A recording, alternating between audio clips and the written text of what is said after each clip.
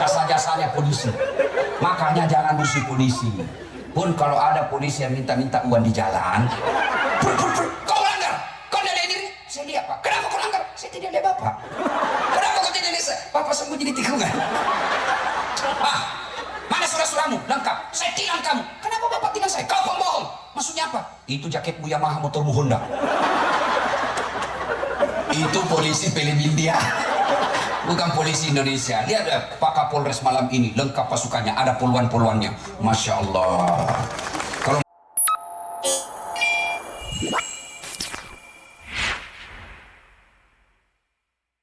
Alhamdulillah, Alhamdulillahi Rabbil Alamin, wabihi nasta'inu ala umuri dunya wad din.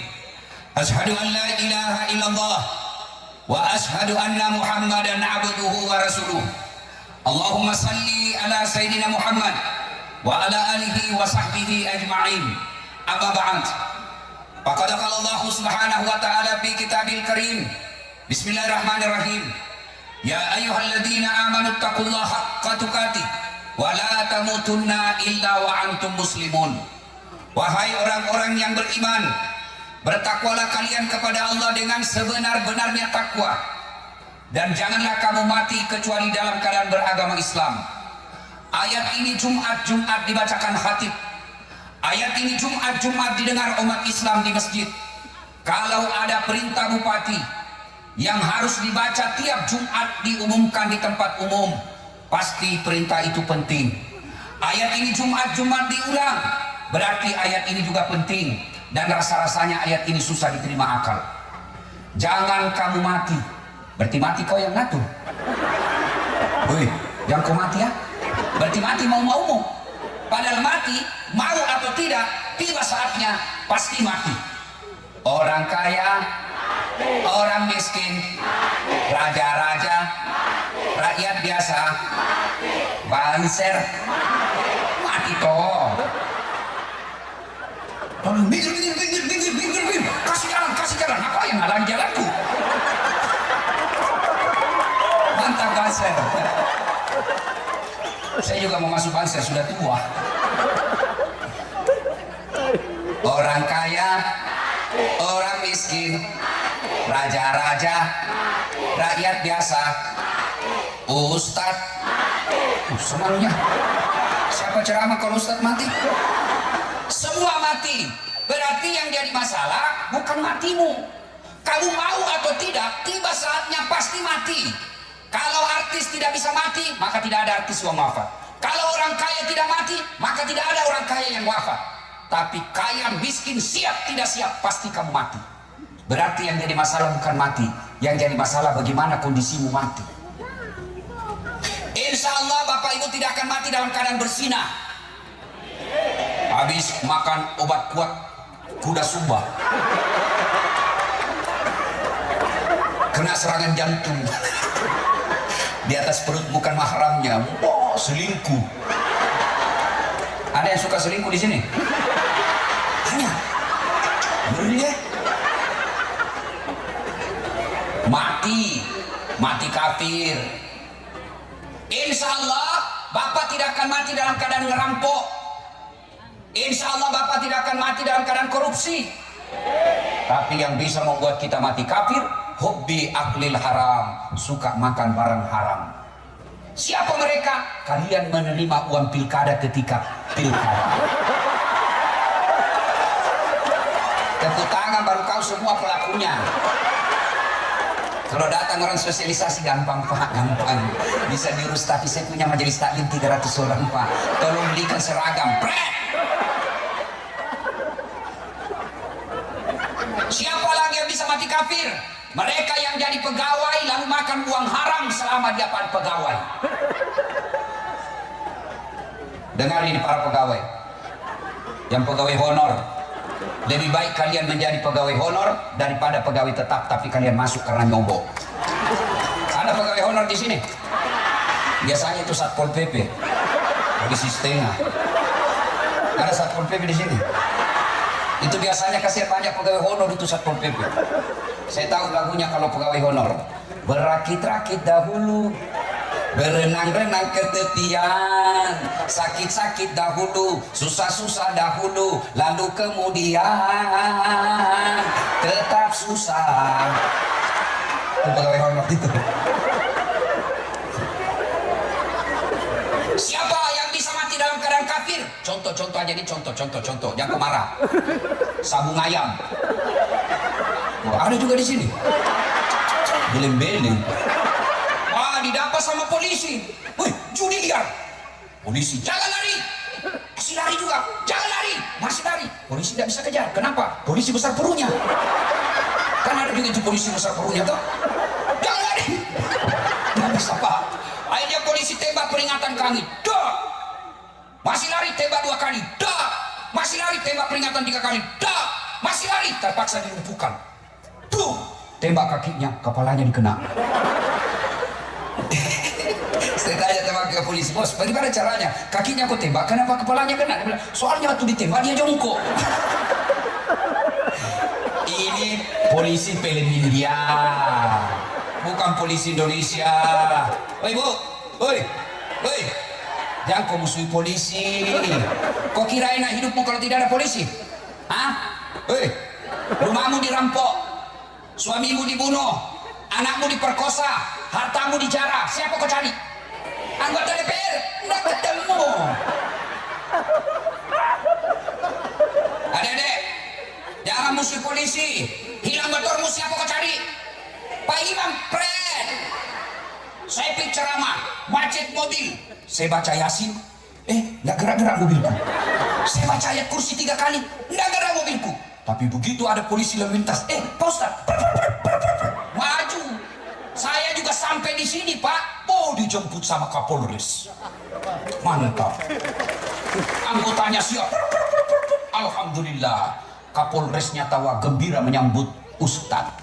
Yang banyak kulihat gembira menyambut artis. Padahal kalau artis kau undang apa kau dapat?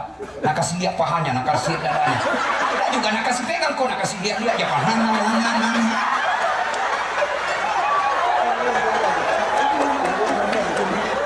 Masya Allah. Jangan musuhi polisi. Bapak tahu enggak kenapa kita bisa tabligh akbar seperti ini? Hah? Karena pencapaian vaksin kita sudah lebih 75%. Dan itu jasanya tentara sama polisi. Kalau bupati coba bilang mari vaksin, nah bilang masyarakat Anda jangan urus saya. Tapi datang polisi, ayo vaksin, vaksin Pak. Jasa-jasanya polisi. Makanya jangan musuhi polisi. Pun kalau ada polisi yang minta-minta uang di jalan, kau langgar, kau tidak lihat diri? Saya lihat, Pak. Kenapa kau langgar? Saya tidak lihat Bapak. Kenapa kau tidak lihat saya? Bapak sembunyi di tikungan. Mana surat-suratmu? Lengkap. Saya tilang kamu. Kenapa Bapak tilang saya? Kau pembohong. Maksudnya apa? Itu jaketmu Yamaha, motormu Honda. Itu polisi film India. Bukan polisi Indonesia. Lihat Pak Kapolres malam ini, lengkap pasukannya, ada poluan-poluannya. Masya Allah. Kalau masih ada gadis, mudah-mudahan saya doakan kau cepat dapat jodoh. Oh, Pak gembira sekali. Dengan 11-12 kali, Ustaz.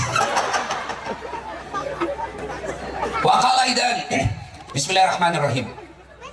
Ya ayyuhalladzina amanu dukhulu fis-silmi kaffatan wa la tattabi'u khutuwatis syaitan innahu lakum aduwwum mubin.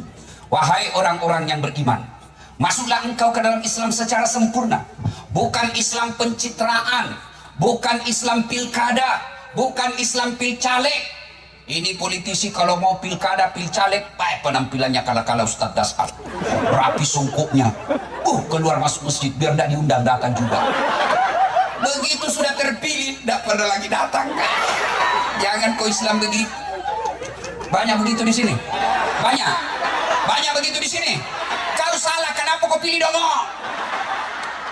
Sama suruh kau pilih. Ada anggota dewan yang hadir malam ini? Angkat tangan coba Pak, angkat tangan anggota dewan yang hadir. Angkat tangan Pak. Lihat mukanya bagus-bagus, coblos lagi nanti Pak. Oh ini Bapak, ini sampingnya Pak Bupati luar biasa. Kumisnya tebal betul. Cocok jadi penjual obat kumis. Tapi saya dengar juragan kambing. Masya Allah. Oh ketua DPR. Dan janganlah engkau ikuti langkah-langkah setan, karena sesungguhnya setan itu musuh yang nyata bagi kalian. Musuh kalian bukan polisi, musuh polisi bukan ulama, Musuh ulama bukan polisi, musuh tentara bukan rakyat, musuh rakyat bukan aparat, musuh kalian semua adalah setan, di mana setan itu musuh yang nyata bagi kalian. Dan ternyata di tempat ini juga masih banyak setan yang berkeliaran. Setannya bukan pocong, bukan uka-uka, tapi apa? Handphone. Orang sudah ceramah masuk situ juga. Siaran langsung juga baru cuma 3 penontonnya. Ibu-ibu yang pegang HP-nya, saya doakan suamimu kawin lagi. Saya mau kok. Simpan dulu HP, simpan. Tidak usah ada rekaman. Kalau bapak merekam, gambarnya tidak jelas, suaranya tidak jelas, dan jauh kan, ibu pasti tergoda kalau pegang handphone. Itu setan, itu goda kamu. Pegang handphonemu, pegang HPmu. Itu setan. Sudah itu buka HPmu, buka, ada WhatsAppmu, setan. Maka ketika ada dakwah, supaya kalian cas imannya baik, simpan dulu itu HPmu. Kita mau dengar Ustaz, rekam sendiri. Kalau rekam sendiri tidak jelas. Gimana caranya? Nih ada kamera saya bawa. Gimana caranya Ustaz? Nonton nanti di YouTube. Tulis halal bihalal Sumba Timur. Sudah nonton? Jangan lupa like and share. Ya? Kalau artis kau ikuti apa kau dapat? Hai guys, kita lagi beli sepatu guys. Nah, kasih kau sepatunya. Tapi kalau Ustadz kau follow, kau dapat ilmunya pahala. Kau amalkan ilmunya pahala. Kau sebarkan ilmunya pahala. Itu amal jariah.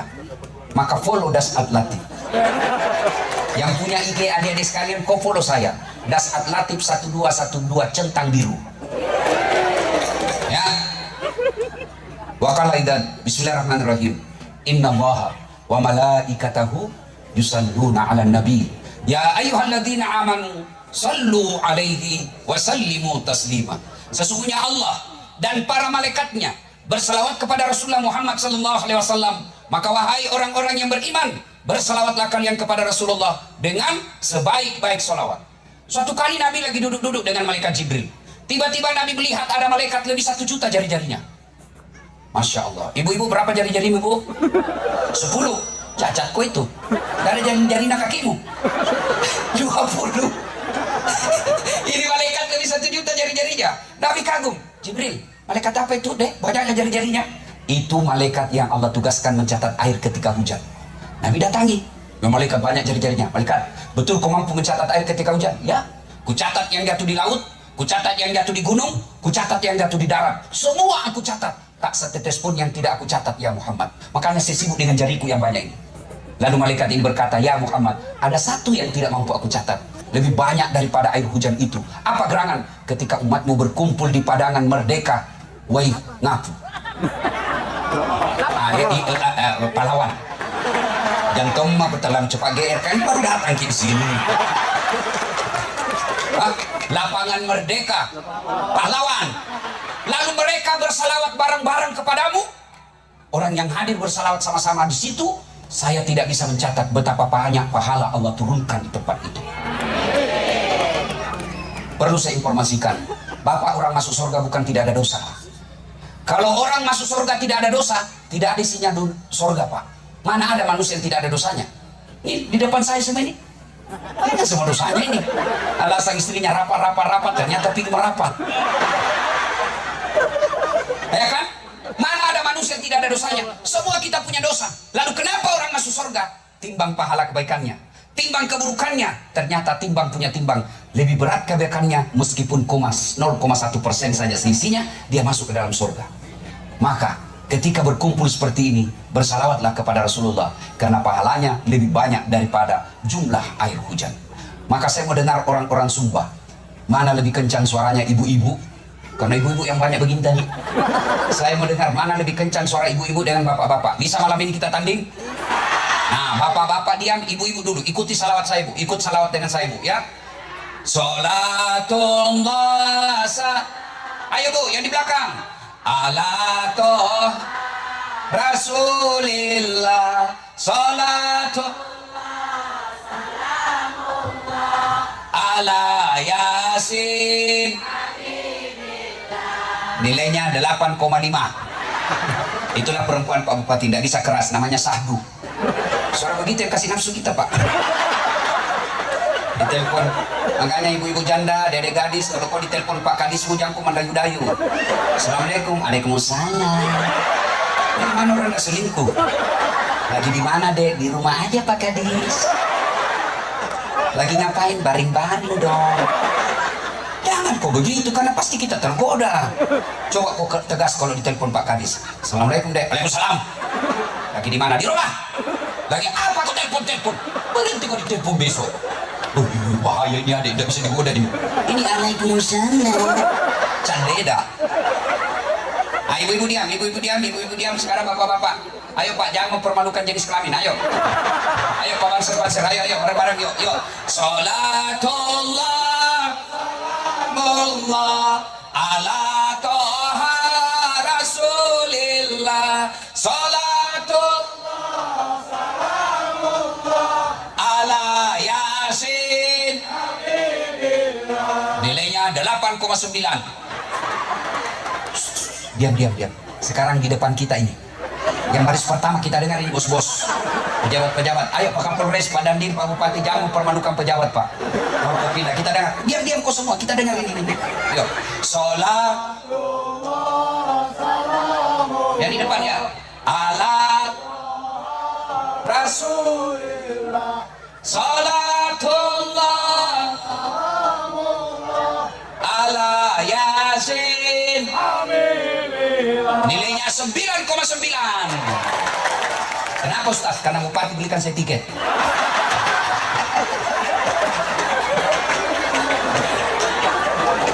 Ibu bapak, saudara-saudara sekalian, teristimewa yang kita hormati dengan segala kehormatan, Bapak Bupati Kabupaten Sumba Timur, Bapak Dostrandes Christopher Fry, beserta Bapak Kapolres, Bapak Dandim, Ketua DPRD, hadirin hadirat, tokoh-tokoh agama, tokoh masyarakat, tokoh perempuan, ketua kecuali tokoh kelontong. Dan teristimewanya lagi yang saya muliakan, ibu bapak, tokoh-tokoh agama dari non-muslim yang saya doakan semoga bapak selalu bahagia, dilindungi dan dirahmati oleh Allah Subhanahu wa Ta'ala. Suatu kali Abu Jahal, Pak Bupati Abu Jahal ini, tokoh kafir Quraisy di Mekah yang sangat membenci Nabi. Dia bangsawan, orang kaya. Dia bayar buser. Kira-kira kalau sekarang buser rupiah. Kau teror mentalnya Muhammad. Bagaimana caramu supaya dia terteror dan rasa malu? Dia bayar orang Yahudi di Madinah dan dia orang kafir Quraisy. Nabi lewat mau ke masjid sholat. Dari atas ketinggian ini Yahudi yang dibayar ini, dia ludahi Muhammad. Kena kepalanya Muhammad.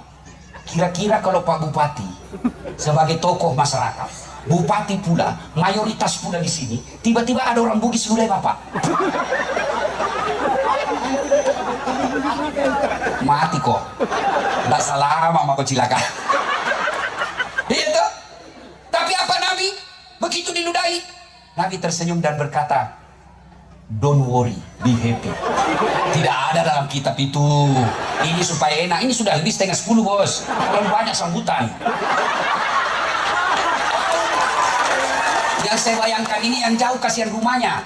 Maka saya ceramah cukup 15 menit saja. Ada katanya yang lebih dari 100 km dari sini. Bayangkan itu. Oke lah. Kalau begitu kita selesaikan sampai jam 12 malam. Mampu? Serius? Saya yang tidak mampu. Diludahi Nabi. Wah! Nabi tersenyum dan berkata, salah tempat. Ludahmu kena kepalaku. Tapi tidak apa-apa saudara. Lewat. Hari kedua juga begitu. Diludahi lagi Nabi. Kan orang diterorin. Jadi berusaha diulang-ulang. Kena lagi kepala Nabi. Nabi cuma tersenyum. Tidak apa-apa. Tidak usah kau cemas. Hari ketiga juga begitu Pak. Diludahi lagi. Nabi bilang, tidak apa-apa. Tidak usah cemas. Hari keempat, Nabi lewat. Saya cari, mana ini langgananku? Biasanya ada di sini. Nabi selesai sholat, Pak.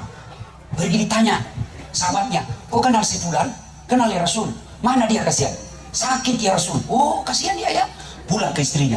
Sayangku, ada kurma? Ada. Ada roti? Ada. Ada madu sedikit? Ada, tapi sedikit sekali ya Rasul. Tidak apa-apa, biar sedikit. Mau kemana? Saya mau pergi besuk pasien langgananku. Allahu Akbar. Diketuk rumahnya. Dari dalam yang meludahi Nabi. Siapa? Muhammad. Muhammad siapa? Langgananmu. Mati misalnya kalau di Makassar membalas min. Dikata pas mati nak besok dah. Buka pintu. Nabi berkata begini, saya tadi lewat di tempat biasa, rindu juga saya sama ludamu. Ternyata kau sakit mas bro. Ini ada roti saya bawakan kamu, silakan kau cicipi. Saya doakan kau mudah-mudahan segera sembuh. Allahu Akbar. Inilah halal bihalal. Ini contohnya ini. Satu kali lagi. Di sudut pasar kota Madinah, Pak Bupati, waktu itu tadi masih minoritas waktu di Mekah. Ini sekarang di Madinah, Islam sudah terbesar waktu itu. Di sudut pasar Madinah ada orang Yahudi. Minoritas dia Yahudi. Tunanetra, tidak bisa melihat. Apa kerjanya? Berteriak-teriak. Jangan kau dengar Muhammad. Jangan dekati Muhammad. Tukang tipu, pembohong, tukang sihir. Kalau kau dengar, dia sihir kamu. Dia rajanya pembohong. Jangan dengar Muhammad, jangan dekati Muhammad. Itu aja kerjanya Pak, di pasar, sudut pasar, di Madinah. 3 hari setelah Nabi wafat, datang Abu Bakar. Karena Nabi, Abu Bakar, penggantinya Rasulullah, tapi gelarnya bukan Nabi, tapi namanya Khalifah. Presiden kalau sekarang. Abu Bakar bertanya kepada anaknya, Siti Aisyah, yang istrinya Nabi. Kata Nabi, anakku, apa kebiasaan Nabi yang sampai sekarang belum kucontoh? Kata istri Nabi, Aisyah, ada itu tunanetra di samping, di sudut pasar. Itu tiap hari Muhammad datang pergi suapi makanan. Tiap hari dia pergi suapi makanan itu, tunanetra Yahudi. Datanglah Abu Bakar Siddiq bawa kurma. Dia suapi dia Yahudi yang teriak-teriak, jangan dekati Muhammad, pembohong, tukang sihir. Dia suap. Begitu Abu Bakar suap, dia tepis tangannya. Hei, siapa kamu? Siapa kau suapi saya? Mana itu yang kemarin suapi saya? Kamu bukan yang suapi saya selama ini. Kenapa? Ternyata cara Abu Bakar menyuapinya beda. Abu Bakar kasar, Nabi lembut Pak. Jadi dia tahu bukan kamu yang selama ini suapi saya. Siapa kamu? Dia bilang, saya Abu Bakar, temannya yang selalu menyuapi kamu selama ini. Mana dia? 3 hari yang lalu wafat. Siapa dia? Dialah Muhammad, Nabi kami, Rasulullah Sallallahu Alaihi Wasallam. Menetes air matanya Yahudi. Ternyata yang menyuapi saya selama ini, dialah orang-orang yang selalu saya hina dan saya teriak-teriaki. Itulah halal bihalal. Kisah ketiga, Nabi diteror di Mekah. Terancam beberapa kali mau dibunuh. Bayangkan Pak, beberapa kali mau dibunuh. Dan siapa yang mau melakukan pembunuhan? Pamannya sendiri, Abu Lahab. Jadi saudaraku, kalau ada pejabat publik, ada ustadz, ada ulama, kau dibully, biasa men, biasa. Jangan kau jadi pejabat publik kalau kau tidak mau dikritik. Kalau kau tidak mau dikritik, kau jadi direktur CP angin ribut. Kalau jadi anggota DPR, jadi bupati, kepala dinas, kau dikritik, wajar. Kenapa? Kamu pakai uang rakyat. Bukan di sini, bukan di sini. Kau tahu enggak? Saya bisa sampai di sini. Saya Syawal umroh. Jadwal ceramah saya itu Pak Bupati padat. Saya ini laki-laki jarum super. Jarang di rumah, suka pergi. Tapi bukan di Samsu. Janji manis nyatanya palsu. Itu anggota DPR luar negeri. Ya kan? Nah, ada jamaah saya, ketua supporter PSN. Dia bilang, Ustaz, dia ikuti saya terus. Kemana saya sholat, diikuti saya terus. Tolong jadwalnya Ustaz, saya sudah janji bupatinya Sumba. Beliau non muslim, tapi mau sekali dengar Ustaz ceramah langsung. Live, banyak caraku deh. Tolonglah Ustaz, tolonglah Ustaz. Saya bilang, malah jauh juga itu. Udah masuk dalam peta kayaknya. Datang Pak Ustaz, datanglah Pak Ustaz. Boy, siapa yang punya upaya Pak? Pak Bupati Christopher. Karena ketua PHBI mau undang saya Pak Ustaz. Wow, tiket saldonya saya dengar cuma 2 juta. Masya Allah, kita doakan Pak Bupati sehat walafiat dan keluarga. Bayangkan dia sumbang lagi 5 ekor sapi. Kalau saya pengusaha muslim di sini Pak, saya agak tersinggung. Masa orang non muslim sumbang ke 5 sapi? Dan kau banyak duitmu.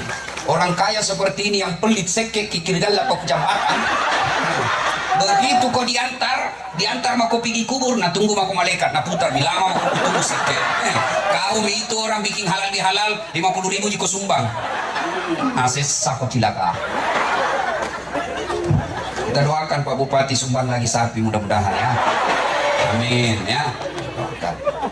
Jadi kalau kalian ada juga acara-acara seberang agama kita yang bukan bersifat ibadah, sumbangku juga. Malas nanti kebaikannya Pak Bupati dalam acara-acara helat yang lain, insya Allah. Karena enak kalau saya yang sumbang bos, karena saya jauh. Tapi kalau kau menyerah kau sama orang kaya yang sumbang, baik saya sumbang. Kalau kau merasa tidak mampu, ya saya yang lakukan. Balas kebaikannya orang adalah bagian daripada perintah agama. Kita lanjut cerita. Diteror, dihina. Ketika kalian mendapat teror dalam aktivis dakwah, kegiatan dakwah, kenanglah Rasulullah. Manusia pilihan, kekasih Allah, namanya selalu digandengkan dengan nama Allah. Bukan diteror, bukan lagi dibully, tapi beberapa kali mau dibunuh. Maka karena teror semakin memuncak di Mekah, Nabi ke Taif. Mudah-mudahan di Taif dapat penghormatan dan simpati. Tapi apa yang terjadi? Sampai di Taif, Nabi dilempari Pak. Siapa lempari Nabi? Anak-anak remaja. Dilempar, keluar kau, penipu, penyihir, keluar kau. Sumber keributan.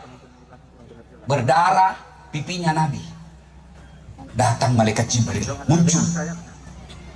Dan berkata, ya Muhammad, sudah keterlaluan ini masyarakat Taif. Saya diperintah Allah. Kau berdoa saja Muhammad. Saya angkat gunung Taif ini, saya hancurkan mereka semua penduduk Taif. Kira-kira kalau bapak-bapak ada yang teror tiba-tiba datang polisi, saya misalnya diteror di sini dilempar, datang Kapolres, gimana Ustaz? Hancurkan. Tapi Nabi apakah itu dilakukan? Tidak. Nabi berkata, ya Jibril, kalau Allah ingin mendengarkan saya hanya berdoa, ya Allah, berikan hidayah dan petunjuk kepada mereka. Jangan kau hancurkan mereka. Mereka lakukan itu kepadaku karena dia tidak tahu apa yang saya bawakan buat mereka. Kalau bukan mereka yang beriman, kalau bukan mereka yang percaya kepadaku, anak cucunya nanti yang saya doakan, mudah-mudahan mereka yang beriman kepadaku. Terbukti kehebatan doa Nabi itu, kebaikan hati Nabi itu di Taif. Sekarang tak satu orang pun manusia yang tidak beriman kepada Rasulullah Muhammad sallallahu alaihi wasallam. Itulah halal bihalal. Maka tidak ada gunanya kita bikin halal bihalal begini besar ramai sampai ratusan juta uang habis, tapi kalian orang Sumba masih bermusuhan gara-gara momen pilkada. Halal bihalal datang dari Sumba Barat, Barat Daya, jauh 300 km ke sini, tapi kalian bertengkar gara-gara momen pilpres.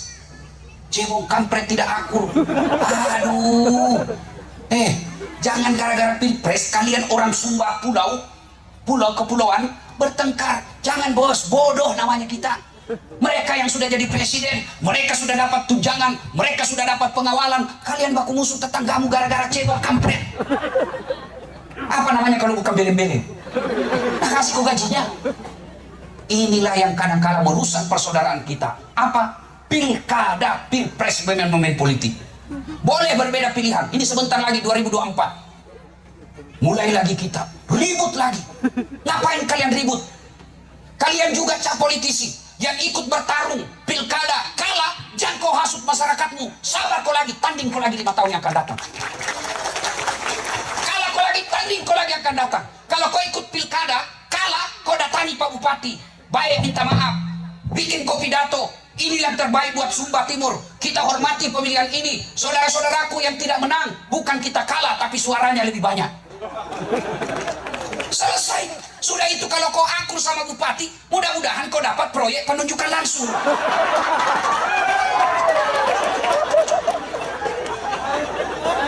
Kalau kau musuhan apa kau dapat?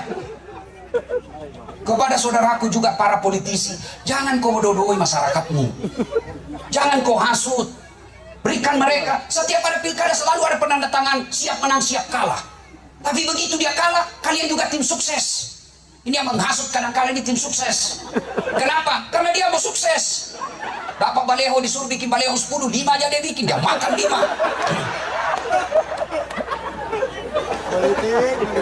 Maka saudara-saudara sekalian, sikapi pilkada, jangan bercerai-berai. Yang kedua, penyebab putusnya persaudaraan. Apalagi biasanya penyebabnya apa? Itu medsos. berita-berita bohong, hoax, fitnah. Mentang-mentang kau tidak senang sama yang menang, ada berita curang, sebar. Ternyata yang kusebarkan berita bohong, fitnah. Marah yang kena berita itu, dia lapor ke polisi, masuk ke penjara, pelanggaran undang-undang IT, masuk 5 tahun. Orang yang menang tidak ada lihat lagi kamu. Hati-hati. Gibah, cerita kejelekan orang, itu bisa menyebabkan persaudaraan. Kata tadi, semua kita dengar panitia menjawab, tidak ada manusia suci yang tidak punya dosa. Semua kita pasti punya salah. Maka yang terbaik bukan yang punya dosa, tapi mengakui kedosamu dan kau minta maaf. Itulah halal bihalal. Yang suka memfitnah, yang suka cerita kejelekan orang, itu yang memutuskan tali persaudaraan. Biasanya ini penyakitnya ibu-ibu. Damai tapi gersang. Syukurnya Sumba, gersang tapi damai. Ibu-ibu ini tukang gosip. Saya aja dia gosipi. Begitu dia lihat saya tadi lawan, ada yang bilang, itu juga bajunya waktu di YouTube. Tukang gosip. Penyakitnya ibu-ibu. Kalau bapak-bapak kan tidak suka gosip. Maka yang bisa memutuskan tali persaudaraan adalah gosip. Selama masyarakat kita hobi gosip, dan gosip sekarang lebih canggih daripada 10-15 tahun yang datang. Kalau dulu kita mau gosip harus bertatap muka, sekarang dukungan teknologi dan didukung oleh setan. Gosipnya satu di Sumba, satu di Sumbawa, satu di Jakarta, satu di Surabaya, satu di Bali. Bergosip di mana? Grup WhatsApp. Maka kalau kalian mau menjaga kerukunan di sini, berhenti gosip.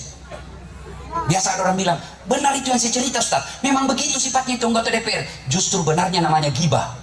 Kalau salah namanya fitnah. Saudaraku, jangan kau sebarkan berita-berita yang tidak ada faedah meskipun itu benar. Itu namanya mengutamakan kemaslahatan umat. Ada berita kita dengar, betul kejadiannya, ada datanya, ada faktanya, tapi kita pikir kalau kita sebar ini rusuh orang di Sumba. Kalau rusuh Sumba, siapa yang rugi? Siapa yang rugi? Orang Bugis yang ada di Makassar? Tidak. Siapa yang rugi? Masyarakat Sumba sendiri. Lihat itu di Arab sekarang. Lihat itu di Arab. Saya tadi pesawat dari Jakarta ke Bali, saya nonton di atas pesawat film perang. Apa enaknya kalau sudah perang orang? Kita bisa dakwah begini karena kita damai. Kita bisa dakwah begini karena kita tidak ada kerusuhan. Mana bisa ceramah orang kalau rusuh? Saudara-saudara, ada batu. Tidak bisa lagi. Maka merugi kalian kalau kalian gara-gara fitnah, gara-gara berita bohong, gara-gara berita tidak benar, kalian sebarkan rusuh. Benar aja dalam Islam, dengar ini baik-baik. Benar saja kalau itu berita benar, tapi di dalamnya ada kerusuhan, di dalamnya ada kerusakan, maka agama mengajarkan hentikan penyebarannya, berhenti kau meskipun itu benar. Apalagi berita salah. 2. Hoax yang menyebabkan fitnah, ghibah yang menyebabkan putus persaudaraan. Yang ketiga apa? Sakwa sangka, sangka buruk. Ketemu Pak Bupati di bandara, enggak juga disapa, padahal saya dulu tim pemenangnya. Beliau enggak sapa karena buru-buru, ditelepon sama istri, cepat pulang, cepat pulang. Ketemu Ustadz, kok tidak disapa? Lagi stres Ustadznya. Sangka baik. Ibu-ibu, tidak mungkin di sini, di Sumba ini, damai dan tentram kalau masyarakatnya suka sakwa sangka buruk sangka sama satu dan lain-lain. Tidak mungkin. Jangankan satu kabupaten, satu pulau, rumah tangga saja tidak akan bahagia kalau penduduk rumah itu, penghuni rumah itu, suami buruk sangka pada istri, istri buruk sangka sama suaminya, percaya tidak akan pernah ada kedamaian di rumah itu. Contoh ibu, bagaimana kau mau tenang kalau selalu kau periksa HP-nya suamimu? Kalau ada kau dapat cinta lama berseri kembali, apa yang kau dapat? Kalau kau dapat ada WhatsApp salah-salah suamimu, mau kau apa? Begitu kau bilang ceraikan saya, langsung sudah bilang ceweknya, alhamdulillah, saya terima kau dengan terbuka. Makanya tidak usah kau urusi. Ayo, tidak enak juga itu kalau selalu kau periksa HP-nya suamimu. Apa yang kau dapat? Lebih sangka baik. Kenapa? Karena dosanya suamimu. Kalian sebagai wanita muslimah, Allah kasih keistimewaan. Apa keistimewaan? Kalian tidak tanggung dosanya suamimu. Suamimu tukang judi, suamimu perampok, suamimu pezina, suamimu pemabuk. Kalian menjadi istri yang baik, kau tidak tanggung dosanya suamimu. Bahkan hebatnya perempuan Islam, sebelum diadili dosa-dosanya, ada 4 laki-laki yang melindungi di depannya. Sebelum ibu bersalah mau diperiksa, dicari dulu siapa laki-laki melindungi. 4. 1, bapakmu. 2, suamimu. 3, saudara laki-lakimu. 4, anak laki-lakimu. Ini dulu diperkarakan baru kamu. Itu hebatnya. Jadi kau tidak usah cemas soal dosa suamimu, dia tanggung sendiri. Lebih kau cemaskan dosamu. Jangan ketawa, saya serius ini. Ini juga perempuan selalu kasih bingung kita. Bertengkar, hamil lagi.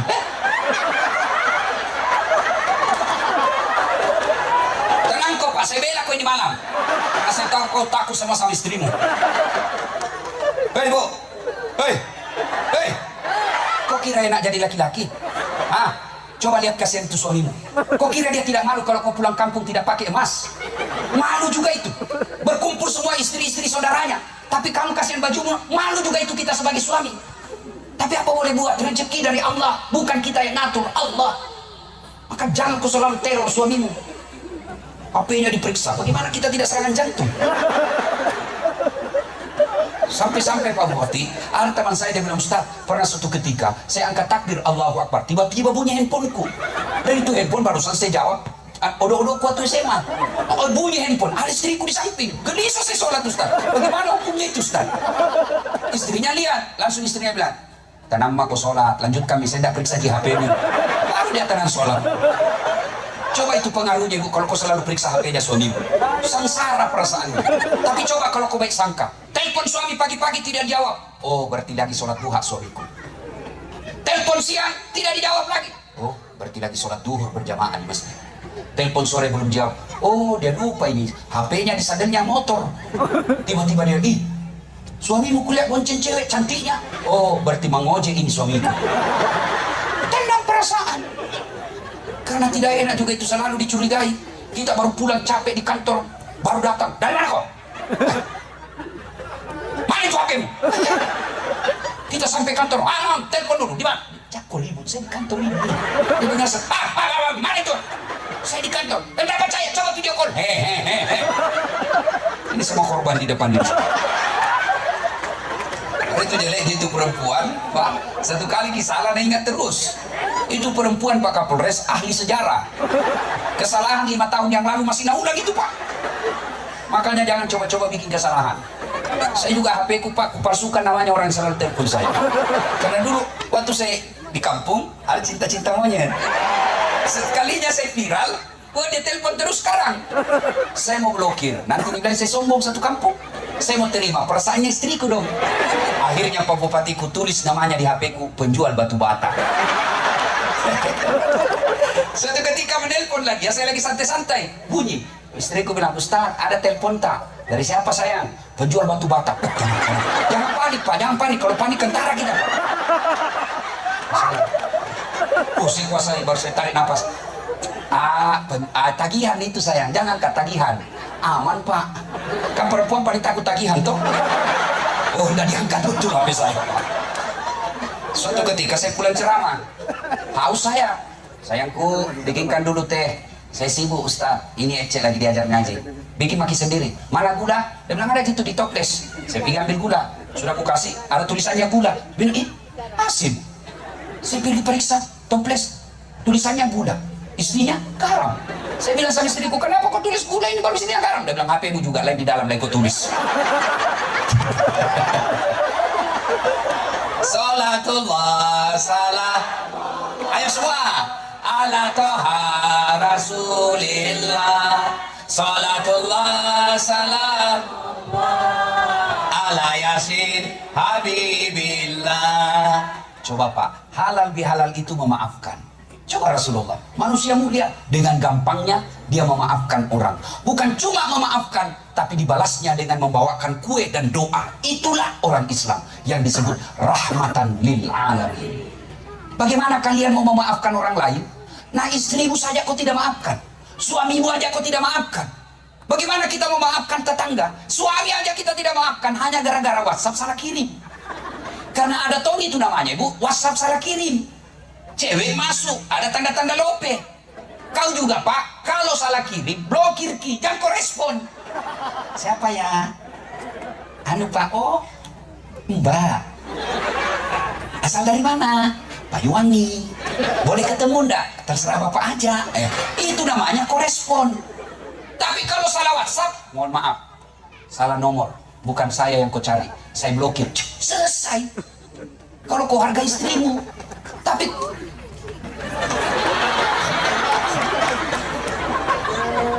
bapak juga hargai istri.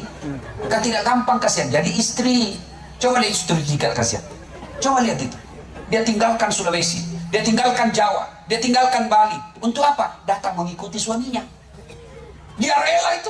Ditelepon sama saudaranya, sakit bapak. Minta maaf kasihan, tidak bisa tinggal suamiku, tidak bisa keluar izinnya. Padahal orang tuanya sakit. Tapi dia lebih pilih mempertahankan suaminya. Itulah istri. Maka wajar ketika Nabi katakan, bukan umatku suami yang tidak tahu menghormati istrinya. Bukan kok umatnya Nabi. Coba kalian itu istri kita kasihan. Bajunya masih itu yang tahun lalu. Coba lihat itu istri kita.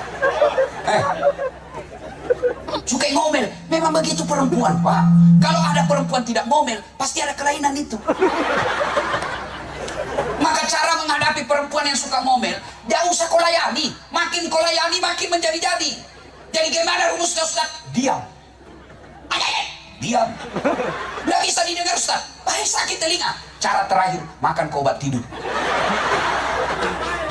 Karena biar kita jelaskan, tidak masuk di akalnya.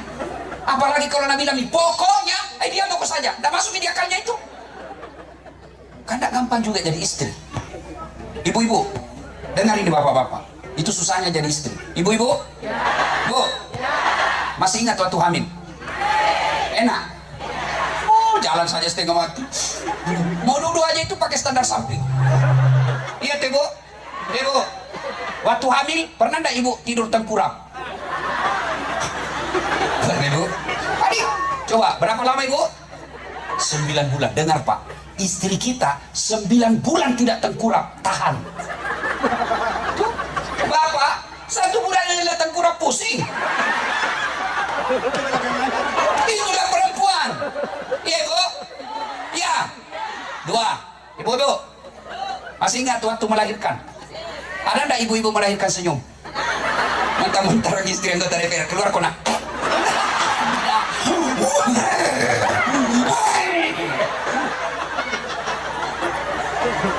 Paling bapak-bapak stres kalau istrinya melahirkan, tapi masih sempat merokok.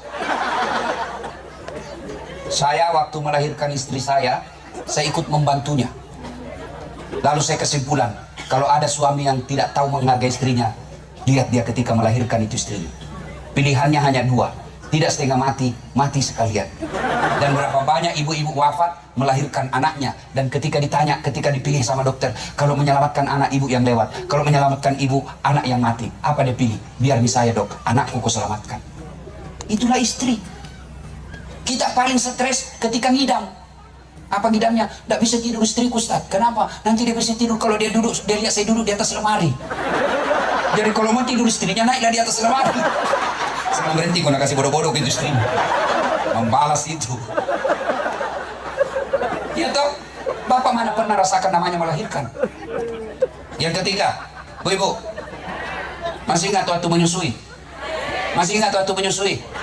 Apalagi waktu tumbuh giginya. Dia bayangkan dirinya itu ikut. Dia gigit. Apa begitu ibu digigit? Kau tinju anakmu? Kau gigit saya, kurang ajar ini. Nah di ujungnya itu lepas kena. Waduh. Siang anaknya, malam bapaknya.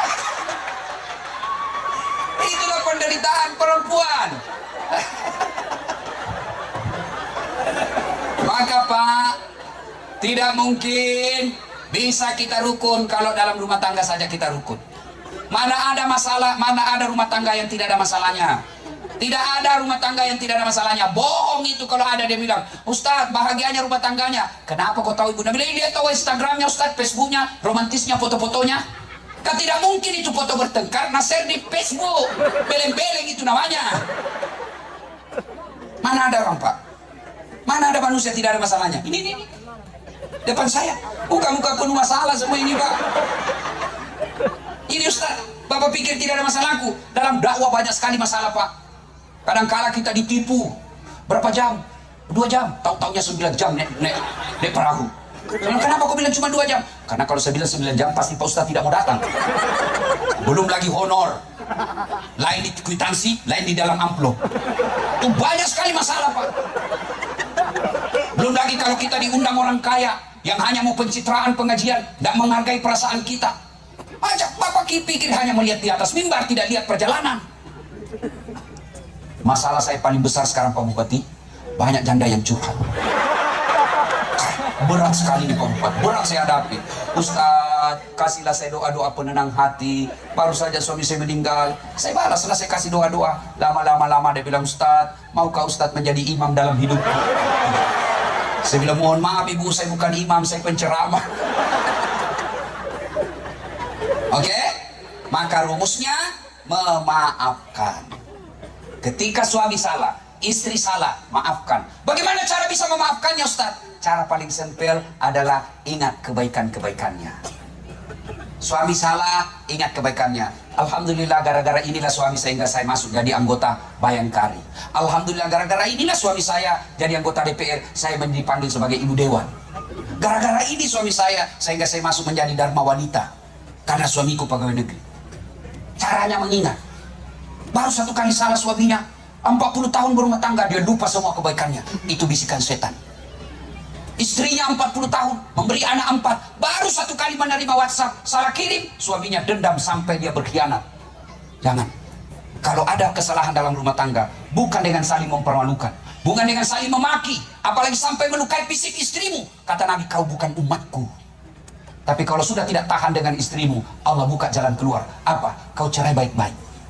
Jangan pernah ceritakan kejelekannya. Begitu kan Quran. Kalau kau sudah tidak menemukan ketentraman jiwa dalam rumah tanggamu, kau selalu bertengkar tiap hari, dia tidak ada lagi kenyamanan kau dapat rumah tanggamu, Allah katakan kau berpisah baik-baik dengan tidak menceritakan kejelekan masing-masing. Jadi kalau kita sudah tidak tahan dalam rumah tangga, bukan dengan menjelek-jelekkannya, pisah kau baik-baik.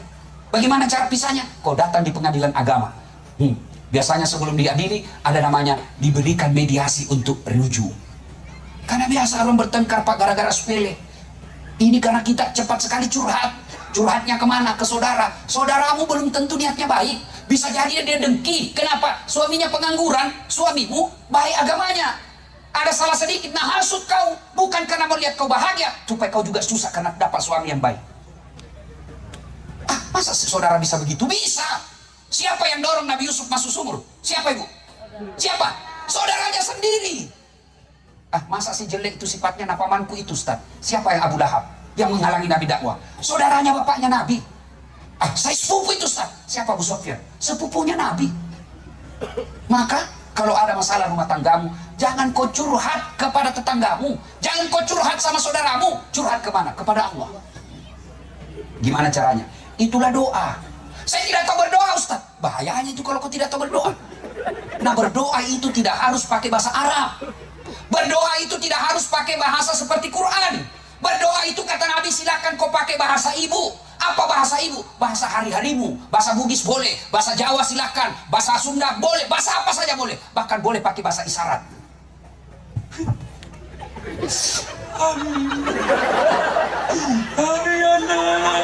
Oh, baru kawin lagi suaminya. Sudah, daripada kau bahasa Arab tidak tahu artinya, nanti bingung malaikat. Ibu-ibu, woi, mau saya ajarkan doa supaya suami setia? Mau? Biar perempuan siapa yang goda dia tidak tergoda. Mau? Ikut sama-sama, saya bacakan doanya Bu. Bismillahirrahmanirrahim. Allahumma barik lana. Doa makan itu dong. Itu kenapa? Karena kau pikir bahasa Arab. Daripada kau bahasa Arab, lain di mulut, lain di hati. Bingung malaikat, apa maksudnya ini ibu? Mau supaya setia suaminya, nah doa makan dah baca. Maka tidak harus pakai bahasa Arab. Boleh ibu berdoa begini, ya Allah, engkau sudah tahu apa yang ku mau, maka kabulkan. Supaya cepat doamu dikabulkan, bagusnya tengah malam. Jam 2, jam 3 dini hari. Kenapa Ustaz? Karena jam itu jam sepi. Jam 12, biar tukang judi datang juga sholat di masjid. Tapi coba jam 2, jam 3 dini hari, orang semua tidur, kamu datang mengadu, pasti kamu butuh pertolongan Allah. Wa minal laili fatahajjat bihi. Sudah mau berdoa Ustaz, sudah curhat kepada Allah, tapi Allah tidak kabulkan doaku. Siapa kau dek? Nabi Adam berdoa, ya Allah pertemukan dengan istriku Siti Hawa. Berapa tahun baru Allah kabulkan? 200 tahun Pak, lebih. Nabi Zakaria minta anak, ya Allah berikan saya anak. Sejak usia 21 tahun minta dikasih keturunan. Kapan Allah kabulkan? Usia 80 tahun. Puluhan tahun baru Allah kasih. Nabi Musa alaihissalam, ya Allah selamatkan Bani Israel dari orang-orang Fir'aun. Berapa lama baru Allah kabulkan? Lebih 60 tahun. Nabi Muhammad berdoa, yang tadinya kiblat di Makkah pindah ke Palestina. Lalu Nabi berdoa, ya Allah kembalikan kiblat kami ke Makkah. Berapa lama Nabi Allah berdoa baru Allah kabulkan? 17 bulan. Itu para Nabi dan Rasul. Allah kasih waktu puluhan tahun baru Allah kabulkan. Kamu berdoa pagi, mau dikasih malam. Kau bukan tipu, pret. Maka berdoa ketika ada masalahmu, minta kepada Allah. Kamu mau jadi kepala dinas, nggak usah cari muka sama Pak Bupati. Siapa Bupati, siapa Bupati, siapa. Kenapa? Biar Bupati senang kau. Kalau istrinya nggak senang, nggak jalan itu urusanmu. Tapi bagaimana caranya? Kau berdoa kepada Allah. Allah yang bukakan pintu hatinya. Kalau Allah yang kabulkan doamu, tidak ada yang mustahil di sisi Allah. Maka begitu ada masalah rumah tanggamu, jangan kau curhat ke orang lain. Lebih kau berdoa kepada Allah. Dan hebatnya ketemu Allah, kapan dan dimanapun boleh. Tidak harus di masjid. Boleh kau di kamarmu, boleh di ruang tamumu, boleh di kantormu. Berdoa di mana saja boleh. Dan Allah hadir buat ulama, Allah juga hadir buat orang rakyat jelata. Allah hadir buat orang kaya, Allah juga hadir buat orang miskin. Yang jadi masalah, begitu ada masalahmu, kau lebih senang minta tolong sama manusia daripada kepada Allah. Kau minta tolong sama Kapolres jadi backingmu. Kapolres paling lama 2 tahun di sini. Kau backing sama Dandim paling lama 2 tahun, pindah lagi. Ketika pindah lagi andalanmu, minta kau cari muka lagi. Tapi kalau Allah 24 jam hadir dan Allah tidak pernah dimutasi. Doa kau kepada Allah. Saya tidak tahu berdoa, maha salam itu. Berdoa sama kau, Ustaz, saya mau punya anak soleh. Apa doanya? Itulah doanya. Ya Allah berikan saya anak soleh. Ustaz, saya mau istri saya nurut perkataan saya. Ya sudah, itu doanya. Ya Allah lembutkan hati istriku. Pak ibu-ibu, ada orang pernah kata-kata ibu dan dia datang minta maaf. Sudah minta maaf, dia kasih sedekah. Paling gampang dimaafkan tuh. Bu, saya minta maaf. Dulu saya pernah sakiti ibu. Maafkan dosa-dosaku. Sebagai wujud penyesalan saya ibu, ini saya belikan Ki Honda motor. Pasti ibu bilang, kau bikin lagi salah, kau datang lagi ke sini. Itulah hebatnya sedekah. Maka ibu bapak, salah satu cara menyambungkan persaudaraan dengan sedekah. Dan tidak ada orang yang tidak senang orang dermawan. Sebaliknya, tidak ada orang senang orang yang pelit. Saya tanya ibu-ibu, senang anggota DPR yang pelit atau dermawan? Senang tetangga yang pelit atau dermawan? Senang bupati yang pelit atau dermawan? Senang tetangga yang pelit atau dermawan? Tidak ada orang suka orang pelit. Bahkan orang pelit sekalipun tidak suka sama orang pelit. Dan yang kopi rumahnya pelit, padahal dia juga pelit. Sedekah. Nah ibu bapak saudara-saudara sekalian, poin ketiga, apa hebatnya banyak teman? Kalau kita selalu akur seperti ini, apa hebatnya? Kata Nabi, siapa yang mau dimudahkan rezekinya, dipanjangkan umurnya, dan tertolak dari malah bahaya, hendaklah bersilaturahmi. Apa maksudnya Ustaz? Contoh, banyak teman, banyak rezeki. Mana contohnya? Das Atlatif. Saya Pak Bupati tidak banyak uangku, tapi banyak temanku. Temanku banyak uangnya. Temanku itu Yusuf Kala, temanku Aksa Mahmud, temanku banyak Pak. Sehingga saya di Makassar, itu istri saya senang kalau saya ke pasar. Kenapa? Tidak pernah laku uang saya. Saya baru turun dari mobil sudah teriak, "Assalamualaikum Ustaz." Dalam hatiku aman dan terpercaya, aman dan terkendali lagi. Ada isi, saya bilang berapa? Ji, nggak usah Ustaz. Nggak enak masih pagi-pagi Ji. Nggak usah Ustaz. Nggak enak. Dalam hatiku memang itu kutunggu. Iya toh? Banyak teman, banyak rezeki. Allahu Akbar. Yang kedua, banyak teman gampang selesai masalah, tertolak dari bahaya. Mana buktinya? Habis masa berlakunya SIM-ku. SIM, surat izin mengemudi. Saya datang ke Polrestabes, baru saya turun, dilihat sama judannya Kapolrestabes. Komandan, ada Pak Ustaz. Kapolrestabes turun. Assalamualaikum Ustaz. Siap Komandan. Waalaikumsalam warahmatullahi wabarakatuh. Nah Ustaz, perpanjangan SIM Komandan. Mati di SIM-ku. Panggil Satlantas tolong bantu Pak Ustaz ya. Jangan kau lagi minta uangnya. Berdosa ku uang Ustaz ku makan. Iya toh? Maka kalian keliru, salah ketika kalian banyak musuh. Kita orang Sumba, coba amalkan innamal mu'minuna ikhwan. Kalian semua bersaudara. Coba amalkan. Bahkan Nabi katakan umatku itu seperti badan ini. Coba badan ini Pak. Tangan kanan gatal tanpa disuruh kiri yang garuk. Tangan kiri yang gatal tanpa diundang kanan yang garuk. Gatal dua-duanya kerja sama. Enak itu orang bersatu Pak. Contoh lagi, ada anak muda jalan malam-malam, tiba-tiba terhantu kakinya. Duh! Kaki terhantu, seluruh badan berpartisipasi menolong. Pertama yang bereaksi, aduh, kakiku kesian. Yang berikutnya, mata mencari, oh, mana luka. Yang berikutnya, mulut meniup. Oh. Yang berikutnya, tangan mengusap. Pada kaki yang bermasalah, semua anggota tubuh ikut berpartisipasi. Tidak ada anak muda tahan, jalan kau, sama masuk kau, jalan kau lagi, jalan kau. Begitu kalian mestinya orang Sumba. Ada jadi tangan, ada jadi kaki, ada jadi mata, ada jadi mulut. Berbeda tempatmu, tapi satu tujuan, bagaimana mengangkat harkat dan martabat Pulau Sumba. Saya tadi mau landing, saya lihat, wih gersang betul ini. Tapi kalau kalian akur, kalian bisa gersang tapi damai. Tapi kalau sudah ribut, sudah gersang, ribut lagi, apa untungmu? Apa nyamannya jadi hidup di dunia? Tapi kalau sumber daya alam kita tidak bagus, tidak mendukung seperti di Kalimantan, tidak seperti Pulau Sumatera, tapi kalian akur, jauh lebih baik daripada kalian kaya sumber daya alammu, tapi ribut melulu. Tapi paling sial sudah miskin, ribut terus. Itu yang selalu saya bilang, bertengkar, ambil lagi. Tidak ada bagusnya itu bertengkar Pak, damai. Dan biasa juga ini yang kasih bertengkar kita ini gara-gara arwah, perbedaan pendapat. Kalian ini ustadz, janganlah berdakwah ketika berbeda pendapat, kau hina orang. Ada juga itu ustadz ketika berbeda pendapat, dia hina-hina orang. Dari mana kau belajar agama? Mulutmu kotor, mulutmu kasar, mulutmu memaki. Tidak kau ingat sejarah Nabi? Pindah dari Makkah ke Madinah, kan ada 5 itu perintahnya. 5 perintah harian, seandainya beliau jenderal waktu itu namanya perintah harian jenderal. Apa perintah Nabi yang kelima itu? Satu diantaranya, asin kalamaka, haluskan tutur katamu. Haluskan tutur katamu. Itu Nabi perintah. Kalau berbeda pendapat, biasalah. Kenapa orang berbeda pendapat? Karena kan tidak ada videonya Nabi. Takdirnya Nabi kita cuma tahu sejajar dengan bahu. Kan beda-beda itu sejajar dengan bahu. Karena tidak ada video, tidak ada foto. Maka ulama ada yang takdir begini. Allahu Akbar. Kenapa? Karena dia melihatnya dari depan. Ada yang begini. Allahu Akbar. Kenapa? Karena melihatnya dari atas sejajar. Silakan. Mau begini silakan. Mau begini silakan. Ada juga yang terlalu semangat. Silakan. Berarti kamu yakin ada yang ngajar kamu, silakan. Dan tidak usah kau celah. Kenapa? Karena kesesatannya kalau dia salah kau tidak tanggung salahnya. Tapi ketika kau hina dia, kau berdosa. Makan mau begini silakan. Mau begini silakan. Ada juga yang tidak semangat sekali. Ada juga begitu yang tidak makan. Silakan jangan kau hina orang. Silakan. Meletakkan tangan juga setelah takdir kan berbeda Imam Mazhab. Syafi'i itu yang banyak di umumnya Indonesia, antara dada dengan pusat. Begini. Ada juga yang di atas dadanya. Allahu Akbar. Begini.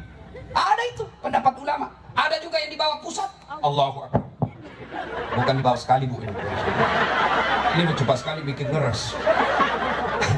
Ada juga yang kebat Allahu Akbar. Lurus saja dia. Mau begini silahkan. Ada pendapat ulama. Mau begini silahkan. Ada dalilnya. Mau begini juga silahkan. Bahkan mau begini juga silahkan. Terserah. Boleh, boleh. Yang tidak boleh kalau kau pakai semua. Allah. Sudah pasti salah itu. Ya. Ada juga anak muda baru 1 bulan belajar agama. Seolah-olah dia pemilik kebenaran.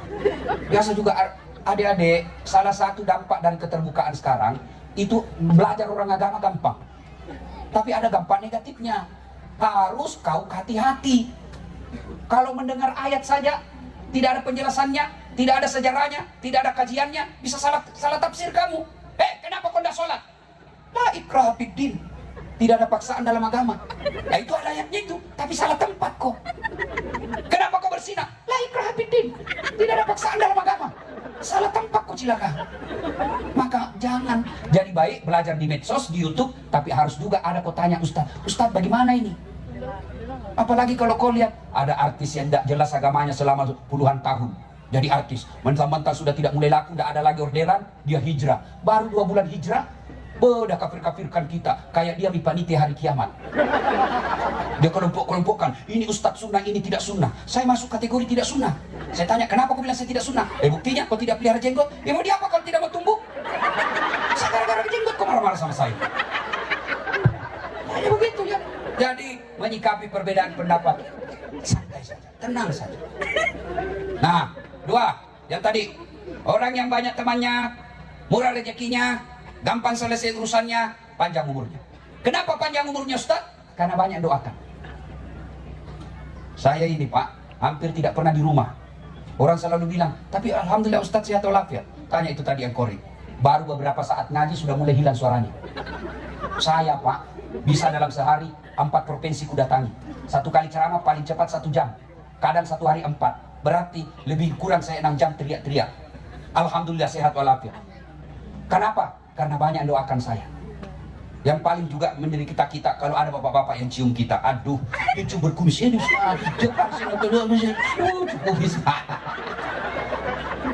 Nah kan, banyak teman, banyak yang doakan. Coba tadi, berapa yang pidato di sini sambutan, semua mendoakan saya. Dan bapak-bapak mengaminkan. Banyak teman, insya Allah sehat walafiat, panjang umur. Nah, sekarang bagaimana lagi kalau sudah terlanjur baku musuh orang? Bagaimana caranya Ustaz? Nah sudah maki baku musuh kemarin, ini mie halal bihalal. Caranya, jabat tangannya. Jangan WhatsApp, maafkan saya lahir dan batin. Maaf lahir batin dunia akhirat, sengaja tidak disengaja, ujung rambut sampai ujung kaki. Tidak begitu, itu versi Pancasila. Versi agama kita, datangi. Jabat tangannya. Pandang matanya. Jangan kau jabat tangan sampai menerima telepon. Gak sopan itu. Jabat tangannya, pandang matanya, senyum. Yang keempat paling penting, ini Allahumma salli ala Sayyidina Muhammad wa ala ali Sayyidina Muhammad. Dan yang kelima, sebut judulnya dosamu. Pak Bupati, maafkan saya. Kenapa dek? Dulu ada bapak suruh saya bikin baleho 5. Itu saya tidak bikin Pak. Pantas saya kalah di kecamatanmu. Maafkan saya Pak, saya hilap Pak, maafkan saya. Pak Bupati bilang, oke, saya maafkan kau, tapi jangan ulang lagi. Kalau dia, Pak Bupati mengatakan kembalikan uang saya yang 5 itu, Bapak wajib mengembalikan. Jadi kalau ada pegawai di sini pernah ngambil barang-barang kantor, kembalikan besok bos. Ya, termasuk mantan-mantan anggota-anggota pimpinan pejabat yang pernah tinggal di rumah dinas. Begitu dia hibah, dia ditanya keluar dari rumah dinas, biar gorden, nak ambil semua, kulkas sendok, nak ambil semua Pak, kasih kembali besok. Selama Bapak tidak kembalikan Pak, tobatmu tidak diterima. Itulah susahnya tobat kalau ambil barang negara Pak. Nah, Pak Bupati maafkan saya, pernah hilang laptop di kantor, ya saya ngambil Pak. Nah sudah, saya kasih kembali, itu saya mutasi kau menjadi staf ahli yang tidak ada stafnya. Udah, pasti itu. Nah, bapak-bapak nanti kalau minta maaf sama istri, sebut. Jadi kalau maafkan saya ibu, bilang istrinya, apa judulnya? Nggak enak nanti ngamuk kau lagi. Indahnya apa? Apa bilang kok? Saya bilang Ustaz harus sebut. Jadi kau enggak marah? Indah Ji, maafkan saya bu, waktu saya dinas dulu, saya dinas di Jakarta bu, hilap kayak bu, ada perempuan mirip sekali kayak. Saya hilap ibu, maafkan saya ibu, maafkan saya. Dia bilang istrinya begitu memang Pak, saya maafkan kau karena waktu kau dinas juga saya juga selingkuh di belakang. Salatullah salamullah ala toha rasulillah. Salatullah salamullah ala yasin habibillah. Nabi bertanya, atadruna manil muflis? Saudara-saudara sekalian, kau tahu tak siapa yang bangkrut nanti di akhirat? Yang tidak sholat ya Rasul, ya sholat. Yang tidak puasa Ramadan ya Rasul, ya puasa. Yang tidak bayar zakat ya Rasul, dia bayar zakatnya. Oh mungkin yang tidak haji padahal dia mampu, Pak Haji. Kalau begitu siapa yang bangkrut ya Rasul? Nabi menjawab, jarusu wa khati'ur rahim, tetangga yang jahat sama tetangganya dan yang memutuskan tali persaudaraan. Sahabat heran, ya Rasulullah bagaimana dia bisa bangkrut? Sholatnya baik, puasa Ramadannya baik, zakatnya lancar, haji bahkan, kenapa dia bisa bangkrut? Kata Nabi, betul, hablum minallahnya, hubungannya kepada Allah, ibadah maknanya baik, tapi sayang di komplek tidak ada yang senang dia. Di kantor tidak ada yang senang dia. Dia di komplek depan rumahnya bertengkar gara-gara parkir, samping kanannya bertengkar gara-gara got, samping kirinya bertengkar gara-gara taman, belakang rumahnya bertengkar gara-gara binatang ternaknya. Nih, Kalau dia pahalanya nanti restore. Ya Allah, ini sholatku 40 tahun. Datang tetangganya, tunggu dulu. Saya pernah naserobot pagarku. Hanya karena dia teman sama Dandim. Nah, ambil pagarku. Setengah meter setiap hujan di kampungku. Pasti kehujanan rumahku. Saya minta keadilan. Allah berfirman, ambil sholatnya 20 tahun. Ada lagi tetangganya, tunggu dulu. Saya juga pernah satu kantor, di kantor bupati. Dia fitnah saya. Katanya mobilku hasil korupsi. Gara-gara fitnahnya saya dimutasi. Saya minta keadilan. Allah berfirman, ya sudah, ambil juga sholatnya 20 tahun. Habis sudah itu sholatnya 40 tahun, Pak. Ada lagi, saya juga pernah difitnah gara-gara caleg. Saya jual sawahku, saya kalah gara-gara fitnahnya. Katanya anakku yang lurus rambutnya bukan anaknya suamiku, karena suamiku keriting rambutnya. Dia tidak tahu anaknya keriting rambutnya karena sudah direbonding. Gara-gara fitnahnya, saya kalah. Sudah, dia bilang, Allah berfirman, sudah, ambil puasanya itu 30 tahun. Habis sudah aja, Pak, habis semua, habis. Ini ambil ini, ambil ini, ambil ini. Masih ada yang datang. Saya juga pernah disakiti, ya Allah. Saya pernah dihinanya, ya Allah. Saya tidak bisa melawan. Saya minta keadilan hari ini. Ini yang tadi banyak amalnya, dia bilang, ya Allah, bagaimana lagi caranya? Nah, sudah habis, kasihan ini amal-amalku. Allah berfirman, supaya adil, ambil dosanya orang yang pernah kau sakiti. Inilah yang disebut bangkrut. Banyak ibadahnya, hitam jidatnya gara-gara sholat, Ramadan berjamaah selalu di masjid, tapi tidak ada orang senang di kompleknya. Orang seperti itu bukan orang mulia, tapi dia orang bangkrut nanti di akhirat. Inilah sehingga kita harus datang berhalal bihalal, minta maaf, maafkan, minta maaf. Bapak hanya wajib minta maaf, dia maafkan kita atau tidak bukan urusan. Bagaimana mau minta maaf, Ustaz? Nah, kita malu ini, Ustaz. Begitu Bapak masih bilang malu, itu setan bercokol dalam. Masa bupati minta maaf? Itu setan, Pak. Justru bupati yang harus banyak minta maaf sama rakyat. Kenapa? Tidak ada rakyat yang datang marah-marah sama bupati. Justru Bapak pejabat-pejabat yang harus banyak minta maaf sama rakyat. Dan tidak ada orang hina karena minta maaf. Belajar dari kisah Rasulullah, 3 awal ceramah kita tadi. Itulah salah satu sebabnya kenapa Nabi, kalau ada yang menghinanya, umat Islam mengamuk. Kenapa? Karena Nabi hadir dalam hati kami, hidup dalam hati kami. Menghina Nabi kami, berarti kamu menghina agama kami. Tidak boleh atas nama keyakinan, atas nama demokrasi, atas nama kebebasan berpendapat, kalian sebebas-bebasnya menghina keyakinan orang lain. Tidak ada itu. Karena Rasulullah telah mencontohkan. Kalian juga orang Islam, yakinkan saja la ilaha illallah, tiada Tuhan selain Allah, tapi kau tidak punya hak menghina agamanya orang. Dan Nabi tidak pernah mencontohkan. Saya ajarkan kepada anak saya, nak, Tuhanmu Allah, lain dari Allah bukan Tuhanmu, tapi kau tidak punya hak sama sekali menghina agamanya orang. Khairun nas anfa'uhum linnas, kata Nabi. Sebaik-baik manusia di antara kalian yang paling baik akhlaknya dan paling banyak manfaatnya buat orang lain. Maka akhlak baik itu satu di antaranya saling memaafkan. Saya malu, Ustaz, minta maaf. Caranya, datang kau di masjid. Di mana dia sholat Jumat? Oh, di sana. Begitu dia angkat takbir, kau dekat di dengannya. Allah, sudah dekat, sudah mulai senyum-senyum. Begitu dia assalamualaikum balik kanan, kau tahan dulu. Assalamualaikum warahmatullahi, tahan dulu. Dia balik assalamualaikum, baru kau balik assalamualaikum warahmatullahi. Tidak mungkin kita dorong mukamu, tidak mungkin. Sudah itu kau jabat tangan. Innamal mu'minuna ikhwah. Sesungguhnya kita bersaudara. Orang yang bersaudara nikmat hidupnya, Pak. Saya tanya ibu-ibu, kenapa nasi enak dimakan? Ayo, saudaraku Banser, kenapa nasi enak dimakan? Kenapa? Karena masuknya rame-rame. Coba kalau kau makan satu-satu, makan satu biji repot toh. Itulah enaknya bersatu, Pak. Satu kali masuk kenyang. Iya, Pak. Maka tidak ada baiknya bermusuhan. Inilah halal bihalal. Dan saya kagum di tempat ini karena disinilah saya melihat bagaimana kerukunan yang sangat akur. Kerukunan antar umat beragama, toleransi, sudah hatam soal Islam, soal toleransi. Mana ada, maka kami kecewa, kami tidak masuk akal ketika ada orang yang mengatakan Islam radikal, Islam intoleran, Islam anti NKRI. Perlu Bapak tahu, tidak ada dalam agama kami membenci negara. Bahkan Nabi dalam hadisnya, hadis itu sebagai pedoman beragamanya kami orang Islam. Nabi dalam satu hadisnya mengatakan, hubbul watan minal iman. Cinta negara adalah bagian daripada iman. Maka kalian kalau membenci negara, boleh. Tapi jangan sampai kau anarkis. Bagaimana caramu kalau mau memperbaiki negaramu? Bukan dengan nutup jalan bakar ban. Bukan dengan cara menghina berteriak-teriak. Bagaimana caranya? Kau masuk jadi anggota DPR, buktikan kalau kau ada pendukungmu. Bertanding kau. Saudaraku, mana ada senikmat beragama di Indonesia? Mana ada negara senikmat seperti Indonesia? Di Indonesia, Anda mau bangun masjid, gampang.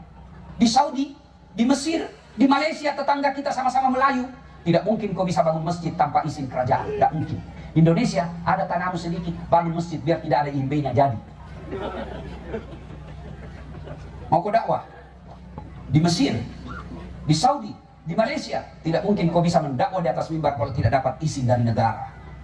Di Indonesia, artis 10 tahun tidak jelas hidupnya, agamanya pun tidak jelas, baru tobat 3 bulan dia kafir-kafirkan kau, boleh dia ceramah di YouTube. Kita mana bisa. Di negara lain, di Indonesia luar biasa. Anda mau bikin pesantren biar banyak duitmu, mau bikin pesantren harus ada perkenan dan izin dari negara. Di Indonesia ada rumahmu kecil, kumpul anak ngaji, jadi lagi pesantren hafal Quran. Allahu Akbar. Negara kita Pak, orang Saudi, orang Amerika, orang Eropa, orang Australia datang ke Bali hanya untuk apa? Lihat sawah yang bertumpuk-tumpuk. Keluar duitnya ratusan juta. Kalian tidak perlu keluar uang ratusan juta. Keluar kau saja rumahmu, lihat kau sawah. Enaknya Indonesia. Orang Eropa, Australia, Amerika datang ke sini melihat apa? Hanya mau melihat gunung. Kalian tidak perlu keluar uang, lihat gunung. Keluar rumah saja, kau lihat gunung. Alhamdulillah. Pun kalau masih negara kita belum ngurus kita dengan baik. Sebagai negara terbanyak produsen sawitnya, tapi kita kehilangan minyak. Siapa salah? Kau salah sendiri, salah kau memilih pemimpin.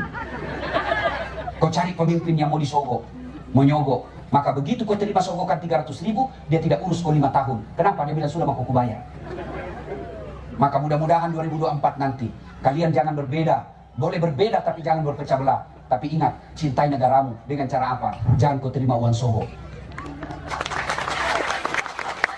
Kalau kalian mau perbaiki negaramu bukan dengan teriak-teriak, bukan dengan menakut-nakuti orang, sampai bakar-bakar, sampai ngebom rumah ibadahnya orang, bukan jihad, jahat kalian.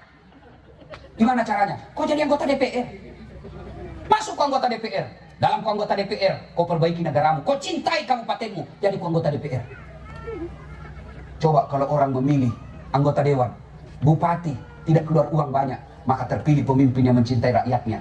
Kalau kau bukan kau nikmati, anakmu nanti yang nikmati. Tidak perlu nyogok jadi kerja, lapangan kerja gampang, cari nafkah gampang, sekolahkan anak gampang, ibadah gampang. Kenapa? Yang memimpin kalian orang yang peduli terhadap rakyatnya. Tapi karena pilkada mahal, uang perahu, uang kampanye, akhirnya apa? Orang yang baik, cerdas, tidak ikut. Kenapa? Tidak ada duitnya. Pun kalau ada duitnya dia bilang, lebih baik saya jadi rakyat biasa daripada saya menyogok. Akhirnya berkumpul memimpin kalian orang-orang yang tidak bagus akhlaknya. Siapa salah? Bukan salah mereka. Salahmu semua karena kalian salah memilih pemimpin. Maka cintai negaramu. Cintai Sumba ini. Dengan cara apa? Mari jaga kerukunan. Pilkada jangan membuat Anda berpecah belah. Pilpres jangan membuat Anda pecah belah. Keyakinan jangan menghina keyakinan orang lain. Mari rapatkan. Wa'tasimu bihablillahi jami'an wa la tafarraqu. Berpegang teguhlah engkau kepada tali persaudaraan agama Allah dan janganlah engkau bercerai-berai. Itulah manifestasi, turunannya adalah sila ketiga persatuan Indonesia. Ibu bapak saudara-saudara sekalian, banyak yang ingin kita sampaikan, tapi waktu jualah yang membatasi kita. Insya Allah lain waktu dan kesempatan kita akan lanjutkan lagi. Sebelum saya akhiri, saya ingin berpantun.